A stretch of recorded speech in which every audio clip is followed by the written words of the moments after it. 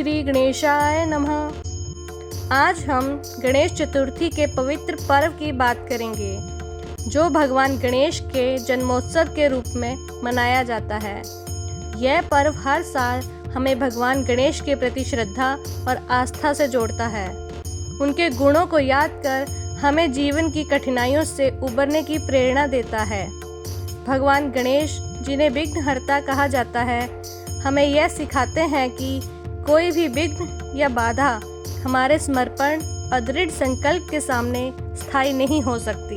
तो आइए हम इस पावन कथा के माध्यम से भगवान गणेश के जन्म की अद्भुत और दिव्य कहानी को समझते हैं, जो न केवल उनकी महिमा को प्रकट करती है, बल्कि हमें जीवन के गहरे संदेश भी देती है।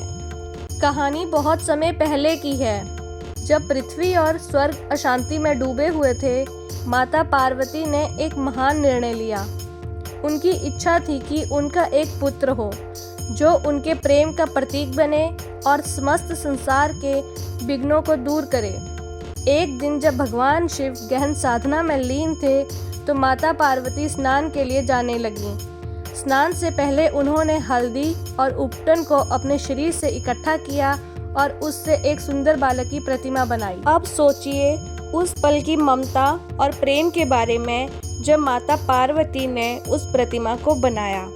इतनी सुंदर और दिव्य कि स्वयं माता पार्वती भी उसे देखकर आश्चर्यचकित हो गईं। उन्होंने उस प्रतिमा में अपने ममता भरे आंसुओं से जल छिड़का और दिल से प्रार्थना की, यह प्रतिमा जीवित हो जाए।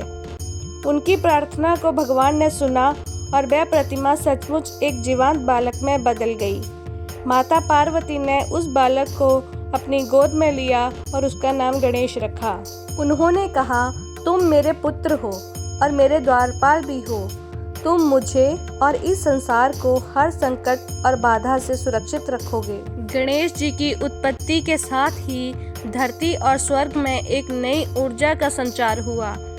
लेकिन इस दिव्य घटना के बाद एक बड़ी घटना घटने वाली थी, जो इस कथा का सबसे महत्वपूर्ण भाग है।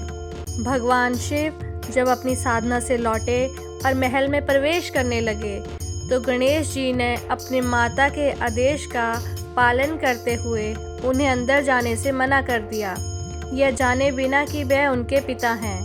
गणेश जी अपने कर्तव्य पर अड़िग रहे। भगवान शिव, जो अपने सामने एक अपरिचित बालक को देखकर हैरान थे, क्रोधित हो गए और गणेश जी के साथ संघर्ष में उतर गए। यह संघर्ष इतना गंभीर हुआ कि क्रोध में भगवान शिव ने त्रिशूल से गणेश जी का सिर काट दिया। उस समय पृथ्वी और स्वर्ग दोनों थर्रा उठे। माता पार्वती जब बाहर आईं और अपने पुत्र को मृत देखा, तो उनका हृदय टूट गया। उनका दुख इतना गहरा था कि सारा ब्रह्मांड हिलने लगा। माता पार्वती के आंसुओं और क्रोध से सृष्टि के विनाश का खतरा उत्पन्न हो गया। उस समय सभी देवताओं ने भगवान विष्णु से प्रार्थना की कि वह उस स्थिति को संभालें। भगवान विष्णु ने भगवान शिव को समझाया कि यदि गणेश जी को पुनर्जीवित नहीं किया गया, तो यह विनाश रुक नहीं पाएगा। भगवान शिव ने देवताओं की बात मानी और गणेश जी को जीवित करने का संकल्प लिया। शिव जी ने एक शिशु हाथी का सिर लिया, जो अपनी मां से बिछड़ गया था, और उसे गणेश जी के धड़ से जोड़ दिया।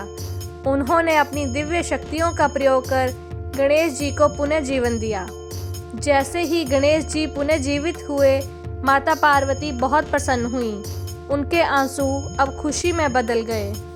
भगवान शिव ने गणेश जी को गले लगाते हुए कहा, तुम केवल हमारे पुत्र ही नहीं, बल्कि समस्त संसार के लिए पूज्य होंगे।